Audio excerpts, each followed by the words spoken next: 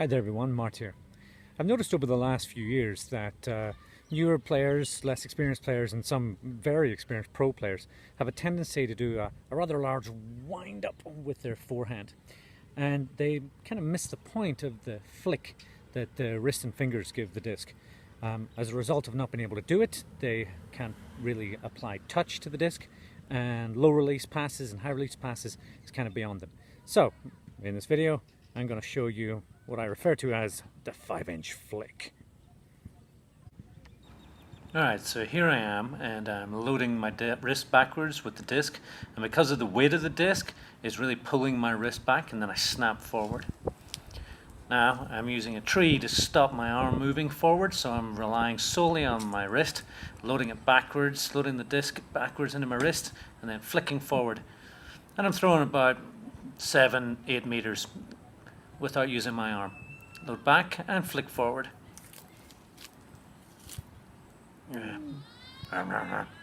With that face. 7-8 meters. 7-8 meters? I'm going to use the tree again, except this time I'm going to give myself about 5 inches. About maybe the length of my hand from the tree. So I'm going to be moving my arm forward, so back and forward. It's going to look something like this.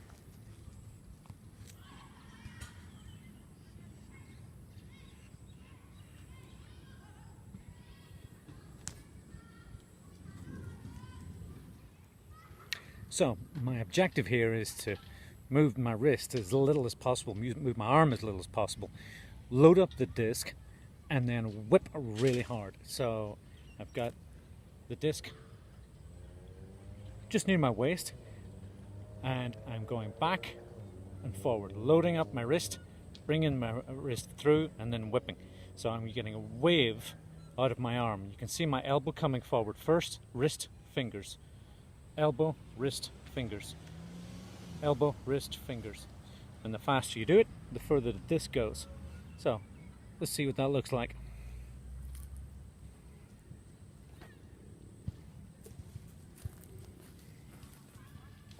It's way over there.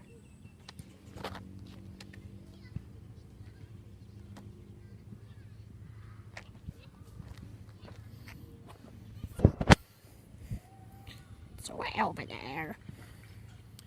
Okay, so I'm using the whipping action of my elbow, wrist and fingers to load my wrist backwards, and then my elbows coming through first, pulling my wrist through, and then making my fingers move really quickly. The same way a whip does to cause the end of a whip to go really fast and make that cracking sound. This can be done, this throw can be done with your feet standing still. You don't have to pivot or step into it. And by using your shoulders, loading your shoulders backwards and pushing your right shoulder forward, you can make your elbow go back, your arm go back, and then everything comes forward really fast.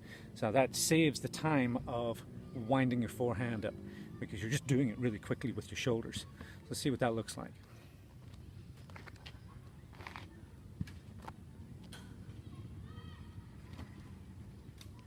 Alright, so I just threw the disc about 30 meters there with barely moving.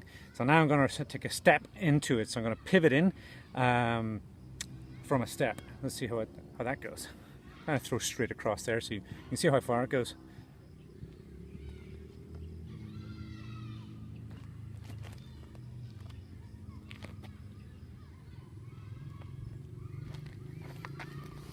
That looks like it's gone about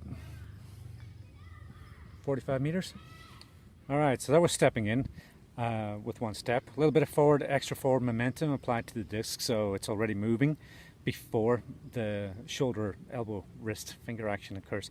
So now I'm going to go with sort of power positioned on the sideline. I'm going to run in like I'm catching it, and then use that forward momentum to step in and bang the disc as hard as I can. Now, the forward momentum, along with my shoulder action, and real using my shoulder and my elbow to snap the disc. Let's see how that works.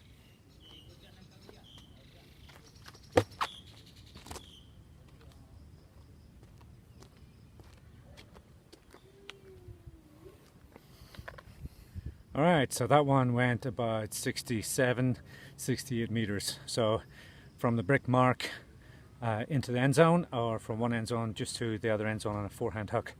Yeah, quite pleased with that.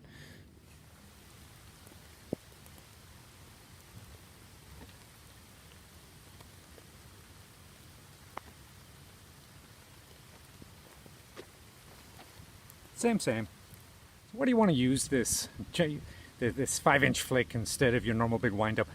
First of all, the 5-inch flick is so much faster that when you initiate it, the defense doesn't have a chance to point block you.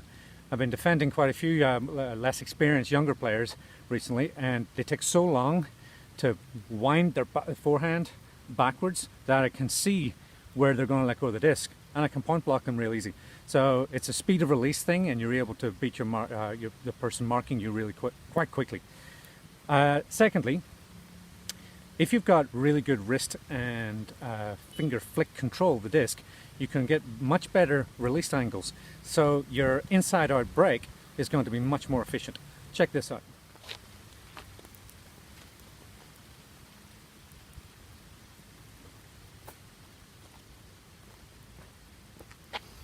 I can release the disc really low to the ground and still get it going 40, 50 yards if I need to.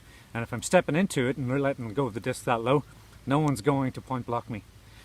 The other advantage is you're putting so much more spin in the disc because you're loading your wrist back and flicking your fingers forward. The disc is going to spin faster, and on a windy day it's going to cut through better, and the disc is going to hold its plane instead of tipping over on you and digging into the ground and rolling off to the left. You know what I'm talking about if you've played in the wind and you've tried to do that throw. So let's get practicing our 5-inch flicks.